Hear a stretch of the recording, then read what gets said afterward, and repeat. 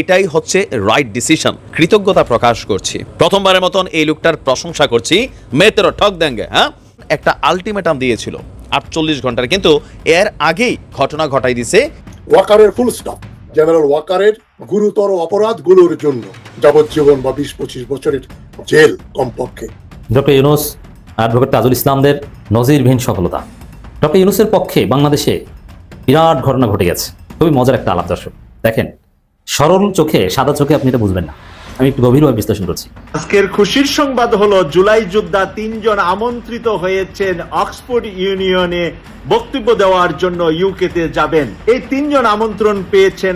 এটা বাংলাদেশের জন্য গৌরবের, বাংলাদেশের জন্য অহংকারের। ডক্টর মোহাম্মদ ইউনূস স্যারকে কেউ মাথা নত করাবে এরকম ক্ষমতা এখনো হয় নাই। চোখে চোখ রাখা কথা বলছে। চিটাগাং পোর্ট এবং মোংলা পোর্ট থেকে একরকম মনে করেন যে ওই যে লাথি মেরা খেদায় না, এরকম লাথি মেরা খেদাইছে। এই দুইটা পোর্ট থেকে ইন্ডিয়া যে সুযোগ সুবিধা নিত, দেখামু পেটে মারুম নাকে, হ্যাঁ, ওই যে বক্সিং হয় না, দেখামু পেটে মারুম নাকে, ঠিক তেমনি আজকে উনি পেট দেখায়া নাকে মারছে। খুব সতর্ক হয়ে গিয়েছেন ডক্টর ইউনূস। আর ডক্টর ইউনূসের সতর্ক অ্যাকশনে, সতর্ক কর্মকাণ্ডে বিএনপি পুরা অন্ধকারে চলে গিয়েছে। তাদের ভবিষ্যৎ পরিকল্পনা ভেস্তে গিয়েছে, অন্ধকারে চলে গিয়েছে। বরকত আব্বাসের মতো লোক কোনো স্ট্যাটিস্টিক্স বুঝে না, কোনো লেখাপড়া জানে না, রাজনৈতিক কোনো দর্শন নাই, তার ভিতরে কোনো দেশপ্রেম নাই। আমার আর থাপ্পড় মারার দরকার নাই। গোরখত আব্বাস রে আমার আর থাপ্পড় মারার দরকার আছে। তারেক রহমান তিনি গোপনে এসেছিলেন তার মায়ের সাথে দেখা করে কথা বলে তার মায়ের লন্ডনে ফিরে যাওয়ার বা ওখানে চিকিৎসার জন্য যাবার সমস্ত বন্দোবস্ত করে আবার তিনি গোপনেই ফিরে গেছেন। এখন আপনাদের হয়তো বিশ্বাস নাও হতে পারে, কিন্তু এটি বিশ্বাস করার জন্য আমি আপনাদেরকে একটি ছোট্ট গল্প বলবো। আসসালামু আলাইকুম দর্শক, বর্তমান রাজনীতির পরিপ্রেক্ষিতে আজকের এই গুরুত্বপূর্ণ ভিডিওটি আপনাদের সামনে আমরা নিয়ে এসেছি। প্রিয় দর্শক, ভিডিওর কিছু গুরুত্বপূর্ণ অংশ ইতিমধ্যে আপনারা দেখেছেন, আরো কিছু গুরুত্বপূর্ণ তথ্য এই ভিডিওর মাধ্যমে আপনারা বুঝতে পারবেন। তাই ভিডিওটি একটু স্কিপ করবেন না। যারা এখন পর্যন্ত ভিডিওটিতে লাইক দেননি, অবশ্যই ভিডিওটিতে একটি লাইক দিয়ে চ্যানেলটি সাবস্ক্রাইব করুন এবং আমরা কথা না বাড়িয়ে চলুন আগে দেখে আসি। প্রধানমন্ত্রী বেগম খালেদা জিয়া তার পুত্র তারেক রহমান, পুত্রবধূ ডাক্তার জুবাইদা রহমানকে নিয়ে বিএনপির একটা নাটকীয়তা, সন্দেহভাজন নাটকীয়তা ফাঁস করে দিয়েছেন ডাক্তার পিনাকি ভট্টাচার্য। এটাকে আমি রাজনীতি বিশ্লেষণ বলবো না, যদিও বিষয়টা অনেকটা পলিটিক্যাল। যেমন ইকোনমিক্সের মধ্যে পলিটিক্স ঢুকলে যেটাকে পলিটিক্যাল ইকোনমি বলা হয়, তো এখানে রাজনীতির মধ্যে ডাক্তারই ঢুকেছে। পিনাকি ভট্টাচার্য যেহেতু একজন ডাক্তার, এই কারণে তার বক্তব্যটা আমি যথেষ্ট গুরুত্বের সাথে এখানে নিচ্ছি। আমি এর আগে একটা আলোচনায় বলেছিলাম যে জনমনে নানান সন্দেহ সংশয়, যে আসলে কি বেগম খালেদা জিয়াকে কোনো চিকিৎসা দিতে লন্ডনে নিয়ে যাওয়া হচ্ছে, না তারেক রহমান মায়ের মৃত্যুর পাশে ছিলেন, শেষ মুহূর্তে ছিলেন, তারেক রহমানের এই ইমেজ ধরে রাখতে, এই ইমেজকে টিকিয়ে রাখতে বা কায়েম করতে লন্ডনে নিয়ে যাওয়া হচ্ছে। জনগণ এটা মনে করে। অনেকে বলেন যে খালেদা জিয়া আসলে মারা গেছে, ওই তারেক রহমানকে বাঁচানোর জন্য লন্ডনে নিয়ে যাওয়া হচ্ছে বা 16 ডিসেম্বর ঘোষণা দিবে, এরকম একটা নাটক করছে। কিন্তু আমি আগে রিপিট করেছি, না, এটা আদৌ সম্ভব নয়। কেন সম্ভব নয়? কারণ হচ্ছে এখানে বিদেশি ডাক্তাররা আছে, বিদেশি হসপিটাল, আবার বিএনপি তো এখন ক্ষমতায় নেই যে একদম সবকিছু একজন মৃত্যু মানুষকে জীবিত হিসেবে চালিয়ে দিয়ে নাটক করবে। এটা ক্ষমতাসীনদের পক্ষে অনেকাংশে সম্ভব, কিন্তু বিএনপির পক্ষে এখন এটা আদৌ সম্ভব না। এই জন্য আমি এটাকে গুজব বলেছি যে খালেদা জিয়া জীবিত আছেন অত্যন্ত ক্রিটিক্যাল কন্ডিশনে, তবে লন্ডন নেওয়া হবে, এটাও অবশ্যই ডাক্তারদের একটা সিদ্ধান্ত, আমি সেটাই বিশ্বাস করতে চেয়েছি। কিন্তু পিনাকি ভট্টাচার্যের একটা ফেসবুক পোস্ট জনমনের সন্দেহ আরো বাড়িয়ে দিবে এবং নানান প্রশ্ন জন্ম নিচ্ছে। একই সাথে বিএনপির যে ভারসাম্যহীন আচার আচরণ, সেগুলো মিলে যাচ্ছে, মানে 2-2-4 মিলে যাচ্ছে, সন্দেহ সংশয় বাড়ছে। যেমন ডাক্তার জুবাইদা রহমান দেশে অলরেডি এসেছেন। আমি যখন আলোচনা করছি তার মিনিমাম কয়েক ঘন্টা আগে ডাক্তার জুবাইদা রহমান বাংলাদেশে এসে পৌঁছেছেন এবং এয়ারপোর্ট থেকে সরাসরি এভার কেয়ার হসপিটালে চলে গিয়েছেন। কিন্তু একদিন আগে সংবাদ সম্মেলনে মির্জা ফখরুলকে যখন জিজ্ঞেস করা হয়েছিল ডাক্তার জুবাইদা রহমান আসবেন কি নাকি, তখন তিনি ক্ষিপ্ত হয়ে গিয়েছিলেন এবং চেতে গিয়েছেন। হ্যাঁ, এটা আপনার কি বলছেন, এটা মানে সাংবাদিকদের উপর প্রচন্ড রাগ। কারণটা কি? তাহলে কি মির্জা ফখরুল জানেন না? মির্জা ফখরুলকে কি তারেক রহমান পরিবার সম্পর্কে বা এগুলো সম্পর্কে তথ্য দেওয়া হয় না? আর তথ্য দেওয়া না হলে মির্জা ফখরুল সংবাদ সম্মেলনে এইসব বিষয়ে কথা বলছেন বা কেন? এটা যদি পলিটিক্যাল না হয়, পিওর মেডিকেল সায়েন্স রিলেটেড হয়, তাহলে মির্জা ফখরুল তো ডাক্তার না, তিনি এই বিষয়ে কথা বলবেন কেন? এটা ডাক্তার জাহিদ সাহেব আছেন, তিনি ডিল করবেন। এখানে মির্জা ফখরুল কি বুঝেন? তো দর্শক, ডাক্তার জুবাইদা রহমান দেশে আসা নিয়ে মির্জা ফখরুলের ক্ষিপ্ত হয়ে যাওয়া প্রশ্ন করায় এবং পিনাকি ভট্টাচার্যের যে অবজারভেশন, এগুলো মিলালে জনমনের সন্দেহ আরো তীব্র থেকে তীব্রতর হচ্ছে। তা আসলে খালেদা জিয়া জীবিত আছেন কিনা সন্দেহ, আর জীবিত থাকলেও লন্ডনে আসলে কোনো চিকিৎসার জন্য নিয়ে যাওয়া হচ্ছে না, কারণ খালেদা জিয়া এখন যে অবস্থা, এর কোনো চিকিৎসা নাই। আল্লাহর কাছে দোয়া করা ছাড়া বা কষ্ট কমানো ছাড়া, বা যেটাকে মেডিকেল সায়েন্সের ভাষায় প্যালিয়েটিভ কেয়ার ছাড়া, মানে তার শেষ সময়টা যেন একটু কম কষ্টে কাটে, তার রিকভারি হবে, রোগ থেকে মুক্তি হবে, এটা আদৌ সম্ভব নয়। প্যালিয়েটিভ কেয়ার, তো এই জায়গাটায় এবং দোয়া, সেখানে লন্ডনে এমন কোনো চিকিৎসা থাকার কথা নয় যে খালেদা জিয়াকে এই অবস্থা থেকে ফিরিয়ে আনতে পারে। কারণ এটা আমি বলতে পারি না, কারণ আমি মেডিকেল সায়েন্সে কোনোদিন পড়িনি, এলিমেন্টারি নলেজ আছে, কিন্তু পিনাকি ভট্টাচার্য একজন ডাক্তার, অতএব তিনি বলতে পারেন। এই জন্য তার বক্তব্যটা বিশ্লেষণ করছি। দেখেন, তার বক্তব্য থেকে এটা ধারণা পাওয়া যায় যে নাটক, পলিটিক্যাল ফুটেজ খাওয়ার একটা বিষয়ে খালেদা জিয়াকে নিয়ে এই নোংরা রাজনীতি বিএনপি করছে। যে বিষয়টা এরকম যে ডাক্তার জুবাইদুর রহমান এসেছেন, অসুস্থ খালেদা জিয়ার মাথার পাশে বসে আছেন, এই ছবি তুলবে, তারপরে জুবাইদুর রহমানকে দায়িত্বশীল পুত্রবধূ হিসাবে প্রচার করবে। এই একটা ফুটেজ হলো যে দৌড়ে এসেছেন, কেউ আসে নাই তা না, কারণ এই প্রশ্ন অলরেডি উঠেছিল যে ঠিক আছে তারেক রহমান আসতে পারেন না, মানলাম তার সমস্যা আছে, জুবাইদুর রহমান তো অলরেডি এসেছিলেন, তিনি কেন আসেন না? শাশুড়ির কাছে তিনি কেন আসেন না? বাংলাদেশের কাছে, দিস ইজ বাংলাদেশ, বাংলাদেশের মানুষ এই প্রশ্ন করবে যে শাশুড়িকে দেখতে আসতো না কেন? কিছু করা যাক বা না যাক, অসুস্থ শাশুড়ির কাছে পুত্রবধূ বা আত্মীয় স্বজন দৌড়ে আসবে, এটা বাংলাদেশের কালচার। এটা ইউরোপ আমেরিকা না যে হসপিটালে আইসিইউতে বসে মরে থাক, তারপরে ডেড বডি কোথাও দান করে দিবে না। বাংলাদেশে তার নাতি নাতনিরা আসবে, তারেক রহমানের 2 মেয়ে এবং জুবাইদুর রহমান, তারা বা কেন আসে না? এই প্রশ্ন উত্তর কি দেবে? তো এই প্রশ্নটা ডিল করার জন্য জুবাইদুর রহমানকে অযথা বাংলাদেশে টেনে এনেছে। কারণ খালেদা জিয়াকে লন্ডনে নিয়ে যাওয়া হচ্ছে, জুবাইদুর রহমান যখন এসে পৌঁছেছেন তার আগেই লন্ডন যাত্রা শুরু করার কথা। প্রথমে বলেছিল ডাক্তারদের পক্ষ থেকে যে বাংলাদেশ সময় শুক্রবার ফজরের পর এয়ার অ্যাম্বুলেন্স যাত্রা শুরু করবে, কিন্তু জুবাইদুর রহমান এসেছেন ফজরের অনেক পর। তাহলে কেন আসলেন? আর লন্ডনে তো যাচ্ছিলেন, সেখানে বিমানবন্দরের সামনে অপেক্ষা করলেই তো হতো। এটা কিন্তু মিলে না। এর মানে তাকে কৃত্রিমভাবে তার পলিটিক্যাল মোটিভ, দায়িত্বশীল পুত্রবধূ যেহেতু রাজনীতি করবেন, নইলে মানুষ কি বলবে, এজন্য অযথা ডাক্তার জুবাইদুর রহমান বাংলাদেশে এসেছেন। এটা জনমনের প্রশ্ন। সেকেন্ড হচ্ছে, যেহেতু তার কোনো হোপ নাই, রিকভারি কোনো চান্স নেই, সেখানে লন্ডনে কেন নিয়ে যাওয়া হবে? ওই যে সন্তান মায়ের শেষ সময় কাছে ছিল, কারণ তারেক রহমান সারা জীবন খোটা খাবেন যদি বাংলাদেশে খালেদা জিয়া মারা যায় আর তারেক রহমান না আসতে পারেন। এখন লন্ডনে তারেক রহমানের পাশে বসে মারা গেলে তখন এই প্রশ্নটা আসবে না। তো এই জন্য তাকে টেনে হিসড়ে কষ্ট দিয়ে এভাবে নিয়ে যাওয়া হচ্ছে। এটা পিনাকির অবজারভেশন। একটা সহজ প্রশ্ন, যাতে আমাদের কারো মেডিকেল ডাক্তার হওয়ার প্রয়োজন নেই, একটু আপনি এটার উত্তর দেন যে একজন আইসিইউতে থাকা রোগী একদম কোনো মেডিসিন আসলে রেসপন্স করছে না, তাকে আপনি এয়ার অ্যাম্বুলেন্সে নেবেন, এয়ার অ্যাম্বুলেন্স ওটা আইসিইউ, অপারেশন থিয়েটার সব আছে, ঠিক আছে, কিন্তু বিমানটা তো আর এভারকেয়ার হসপিটালের আইসিইউর মধ্যে আসবে না। তাকে বের করে কিছুক্ষণের জন্য অত্যাধুনিক সুযোগ সুবিধার বাইরে এয়ারপোর্ট পর্যন্ত নেওয়া লাগবে।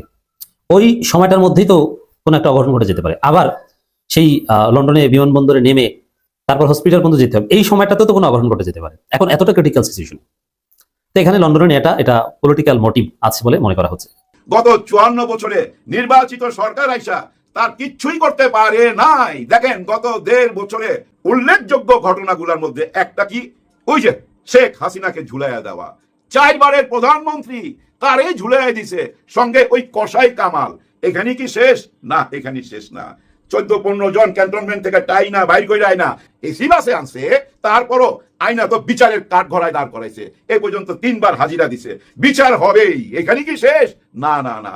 দেখেন বিডিআর হত্যাকাণ্ড, পিলখানার হত্যাকাণ্ডের টোটাল বিচার সামনে এখন। হায় হায়, ফজলে নূর তাপস তার বাড়িতে বৈশাই ভারতের সঙ্গে, অর্থাৎ ভারতের গোয়েন্দার সঙ্গে তার বাসায় এই গোপন মিটিং হয়েছে, সেটা প্রমাণ সহকারে সামনে চলে আসছে। তার মানে কি, এই বিচারে ভারতও জড়ায় গেল, ভারতের চোখেও চোখ রেখা কথা বলতেছে। চিন্তা করেন, একটা দেশ কিন্তু একটা বিরাট অপরাধের সঙ্গে জড়িত, ওই দেশের 24 জন সোলজার এসে এখানে হত্যাকাণ্ড চালাইছে, এরকম কথা এই রিপোর্টে উঠে আসছে। কত ভয়াবহ ব্যাপার, সহজ ব্যাপার না কিন্তু। পার্শ্ববর্তী দেশও জড়ায় গেল, সারা বিশ্বে এগুলো খবর ছড়ায় যাচ্ছে না? আর ডক্টর মোহাম্মদ ইউনূস স্যার যেখানে, ওইখানে তো ছড়াবেই। দেখেন আমেরিকা থেকে একটা কথা বলছিল, মনে আছে আপনাদের, যে জামাতে ইসলামের মধ্যে শিক্ষিত লোক বেশি। ওই কথাটা বেশি আলোচনা করে নাই আমাদের টক শুতে। বুদ্ধিজীবীরা আলোচনা করা উচিত ছিল, গবেষণা করে বাইর করা উচিত ছিল। এই কথা কেন বললো যে জামাতে ইসলামের মধ্যে শিক্ষিত লোক বেশি? হ্যাঁ, জামাতে ইসলামের মধ্যে যে শিক্ষিত লোক বেশি এটা তো আমরা সবাই টের পাচ্ছি। আর একটা জিনিস দেখেন, পৃথিবীর বিশেষ বিশেষ দেশের রাষ্ট্রদূতরা ডাক্তার শফিকুর রহমান স্যারের সাথে মিটিং করছে ওপেন, এটা সবাই জানেন। যদি তারেক রহমান সাহেব থাকতো, ওনার সঙ্গেও দেখা করতো, ওনার সঙ্গেও মিটিং হইতো। উনি ছিলেন না বইলা ওনার সাথে করে নাই, এটাই সোজা কথা। কারণ এত বড় দলের সাথে কেন মিটিং করবে না? জামাত ইসলামের সাথে তো করলো, তাই না? উনি না আসাতে একটা শূন্য জায়গা তৈরি হয়েছে না, ওই শূন্য জায়গাটাই পূরণ করে ফেলাইছে জামাতে ইসলাম, যার জন্য সবাই মাথা নষ্ট হয়ে গেছে। এরা ভাই বুদ্ধিজীবী তো, এরা চিন্তা করতে পারে অনেক দূর, এরা দেখতে পায় অনেক দূর, এরা বুঝা ফেলাইছে যে জামাতে ইসলাম অনেক দূর চলে গেছে। ভাই ব্রাদার, ছোট্ট ভাবে একটা কথা বলি, দেখেন আপনি আশেপাশে 10টা লোককে জিজ্ঞাসা করলে জামাতে ইসলামের পক্ষের লোক পাওয়া যায় না? নিশ্চয়ই পান। ঠিক তেমনি দেখেন পুলিশের মধ্যে চলে যান, পুলিশের মধ্যে যদি আপনি আশেপাশে খোঁজেন ওইখানে জামাতে ইসলামের লোক পাবেন, ছাত্র শিবির পাবেন। আর্মির মধ্যে যান, পাবেন না? নিশ্চয়ই পাবেন। র্যাবের মধ্যে যান, পাবেন না? নিশ্চয়ই পাবেন। কারণ জামাতে ইসলাম 25-30 বছর আগে থেকেই, এই ছাত্র শিবির 25-30 বছর আগে থেকেই কিন্তু প্ল্যান করে যাচ্ছে কিভাবে আমরা দেশটাকে রক্ষা করতে পারি। ওনারা রক্ষা করতে চাইছে বলেই তো নতুন বাংলাদেশের জন্ম হয়েছে। 4টা বিশ্ববিদ্যালয় থেকে যে ফলাফলটা আনছে, এইটা কি আমাদেরকে কোনো কিছু ইঙ্গিত দেয় না? বহুত বড় কিছু ইঙ্গিত দেয়। এই ছাত্র শিবির যদি এতটুকু আগায় যেতে পারে, তাহলে ওনাদের মুরব্বী জামাতে ইসলাম কত দূর আগায় যাবে একটুখানি হিসাব করলেই তো পাওয়া যায়। যার জন্য চারিদিকে এই অস্থিরতা, চারিদিকে এই পাগলামি, কোনো কথার ব্যালেন্স পাইবেন না। এখন একটাই কথা, যে কথা আপনি গত 16 বছরও এতটা শুনেন নাই, গত 1.5 বছর, বিশেষ করে গত 4-5 মাস যাবত যেটা শুনতেছি, রাজাকার, এরা স্বাধীনতা চায় নাই, এরা আমাদের মা বোনকে তুলে দিছিল পাকিস্তানদের হাতে, এদের বিচার হইতে হবে। এখন শুনতাছি গত 16 বছরও ভাই আওয়ামী লীগের লোক এতটা বলে নাই, এতটা পাগলামি করে নাই যতটা পাগলামি গত 4-5 মাস যাবত আরম্ভ হয়েছে। এগুলা বইলা কোনো লাভ হবে? লাভ হবে না। ওই কথাটাই মনে রাখতে হবে। নতুন বাংলাদেশ হইতে যাচ্ছে, নতুন বাংলাদেশের এখন ভাই একদম শেষ টাইম। আর 3টা মাসের পরই জন্ম হবে নতুন বাংলাদেশের। আর ধাত্রীমা হিসাবে কাজ করবে মিলিটারি, র্যাব, পুলিশ, প্রশাসন, সবাই। আমরা বাংলাদেশের সবাই ভাই ধাত্রীমা হিসাবে কাজ করব। দেখেন, মা যখন সন্তান জন্ম দেয় তখন অনেক পেইন হয়, অনেক চিৎকার করে, যার জন্য অনেক চিৎকার হবে, অনেক পেইন হবে। তারপরও ভাই আমাদের হাতে একটা নতুন বাংলাদেশ জন্ম হবে আগামী নির্বাচনে। এই নির্বাচনই পারে নতুন বাংলাদেশ জন্ম দিতে, যার জন্য সবাই হুঁশিয়ার থাকবেন। আর এই 3টা মাস, এই যে 3টা মাস না সামনের, প্রতিদিন আপনারা কাগজে নোট করে রাখবেন কিভাবে জন্ম হইতে যাচ্ছে নতুন বাংলাদেশে। নিজেরা দেখতে পাবেন, চোখে দেখতে পারবেন, কেউ ঠেকায় রাখতে পারবে না। যে যত রকম চেষ্টাই করেন না কেন, আর রুখতে পারবেন না। কারণ কি জানেন, ধনুক থেকে যখন তীর বাইরে হয়ে যায় তখন আর ওইটাকে রোখা যায় না, ওইটা লক্ষ্যের মধ্যে যায়, আঘাত করবেই। ওই টাইম চলে আসছে। এই টাইমটা কেন আসছে জানেন? এই জন্য আসছে, গত 54 বছর এই বাংলাদেশ নিয়ে যা যা হয়েছে সব মানুষ বুঝা ফেলাইছে। এই 54 বছর বাংলাদেশ নিয়ে শুধু জুয়া খেলা হয়েছে, জুয়া খেলা, 3 কাঠ খেলা। সবাই ধনী হইয়া খালি বিদেশে পাড়ি জমাইছে, এমন ভাবে গেছে পুরা ক্যাবিনেট নিয়ে চলে গেছে। একটা দলের 300 এমপি, বিচারক এবং আর্মি টার্মি যা ছিল, পুলিশের আইজি টাইজি সবাই ভাইগা গেছে। এবং এমন ঘটনা এই দেশে দেখলাম, পুলিশের আইজি আবার রাজ সাক্ষী হইতে। এইসব ঘটনা কোনোদিন কল্পনা করা গেছে যে নির্বাচিত সরকাররা এগুলো করতে পারবে? কোনোদিন করতে পারবে না। হ্যাঁ পারবে। কারা পারবে জানেন? যারা নতুন বাংলাদেশ চায় তারাই পারবে। ডক্টর ইউনূস স্যার যতটুকু আগায় দিয়ে গেল, ওইখান থেকে আবার যদি দেশটাকে সামনে নিয়ে যাইতে চান, তাহলে নতুন বাংলাদেশ যারা চায় তাদের সঙ্গে থাকবেন। ওয়াকারের ফুল স্টপ। ওয়াকার 25শে ফেব্রুয়ারি রাওয়া ক্লাবে একটা ঔদ্ধত্যপূর্ণ, অত্যন্ত বেয়াদবি করে একটা বক্তব্য দিয়েছে। তার বডি ল্যাঙ্গুয়েজ এবং কথাবার্তার ভাবসাব এবং যেটা বলেছেন সবকিছুর জন্যই তার বিচার হওয়া উচিত। ওয়াকারুজ্জামান সেখানে বলেছিলেন 25শে ফেব্রুয়ারি ছিল বিডিআর হত্যা দিবস। তিনি সেখানে যে ঔদ্ধত্যপূর্ণ ভাষায় বক্তব্য দিলেন, তার মধ্যে কথা হচ্ছে বিডিআর এর সৈন্যরাই তাদের বিভিন্ন অভাব অভিযোগের জন্য, বিভিন্ন গ্রেভেন্সের জন্য তারা 57 জন সেনা অফিসারকে হত্যা করেছিল। এটা যে সর্বৈব মিথ্যা, এর বিপরীতে যে প্রচুর তথ্য আমরা সেই ফেব্রুয়ারি 2009 সালে আমরা পেয়েছি, যে সেখানে তাপস এবং বিডিআর এর কিছু পেটি অফিসার, নন কমিশন অফিসার, তারা দায়ী ছিল, যাদেরকে হাসিনা শেরাটন হোটেল থেকে লাঞ্চ এনে গণভবনে খাওয়ালো, লগ বুকে সাইন না করে যারা হাসিনার সঙ্গে দেখা করে আবার ফিরে গেল। হাসিনার home minister Sahara Khatun BDR হেডকোয়ার্টারে গেলেন, ঘুরে টুরে আসলেন, তখন হত্যাকাণ্ড চলছিল। যাই হোক, হাসিনার সম্পৃক্ততা আছে, এই ব্যাপারে কোনো সন্দেহ নেই। তবে ওয়াকারুজ্জামান যেটা বললেন, বিডিআর সৈন্যরাই অফিসারদের হত্যা করেছিল, ফুল স্টপ, মানে এর উপরে আর কথা বলা যাবে না। আমি একটা অনুষ্ঠানে প্রোগ্রামে বলেছিলাম, সরকার বিডিআর ম্যাসাকারের উপর ইনকোয়ারি কমিশন করে ইনভেস্টিগেট করছে। একটা বিষয় যখন আন্ডার ইনভেস্টিগেশন বা কোর্টে যখন ট্রায়াল চলে, সে ব্যাপারে কেউ বক্তব্য দিতে পারে না সরকার পক্ষের। আর তিনি সরকার পক্ষের লোক না, তিনি সরকারি কর্মচারী, ইউনিফর্মধারী একজন সেনাপতি, যিনি বাংলাদেশ আর্মি অ্যাক্টে কোন রকম রাজনৈতিক বা কোন রকম বিতর্কিত বিষয় নিয়ে কোনো বক্তব্য প্রকাশ্যে দিতে পারেন না। ওই অপরাধেই তো তাকে একেবারে ধরে নিয়ে জেলে ঢোকানো উচিত ছিল। তুই বেটা এরকম কথা কেন বললি, তোর তো অধিকার বহির্ভূত, তুমি আর্মির সেনাপতি, তুমি ডিফেন্সের ব্যাপারে কথা বলতে পারো। তো rava club is not the right place, retired অফিসারদের ক্লাব ওটা। যাই হোক, সেখানে গেছে, ফুল স্টপ দিয়ে মানে পুরো ইনকোয়ারি কমিশনের রিপোর্টটাকে ইনফ্লুয়েন্স করার জন্য চেষ্টা করেছে, যাতে ইনকোয়ারি কমিশনের রিপোর্টে বিডিআর ম্যাসাকারের সত্যগুলো উঠে না আসে। এবং বক্তব্য দেওয়াটা বেআইনি, মানে ইউনিফর্ম পরে। 2 নম্বর হচ্ছে মিথ্যা কথা বলাটাও বেআইনি। আর ওইভাবে সাফাই দিয়ে বিডিআর হত্যার জন্য শুধু বিডিআর সৈনিকদের দায়ী করাটাও বেআইনি ব্যাপার, একটা উদ্দেশ্য প্রণোদিত ব্যাপার। সেখানে ভারতের সম্পৃক্ততা ছিল, আওয়ামী লীগের সম্পৃক্ততা ছিল, যেটা ইনকোয়ারি কমিশন রিপোর্টে বেরিয়ে এসছে। তাপস সম্বন্ধে বলা হচ্ছে, প্রত্যক্ষভাবে তাপস দায়ী এবং আওয়ামী লীগের হাইকমান্ড শেখ হাসিনা। এবং সবচেয়ে গুরুত্বপূর্ণ তথ্য হচ্ছে ভারতের কমান্ডো ফোর্সের 1000-এর উপরে লোক সেই দিন বিডিআর হেডকোয়ার্টারে বিডিআর এর ইউনিফর্ম পরে অফিসারদের হত্যা করেছিল। এ তথ্য যদি ওয়াকারুজ্জামান না জেনে থাকেন তাহলে চুপ থাকতেন।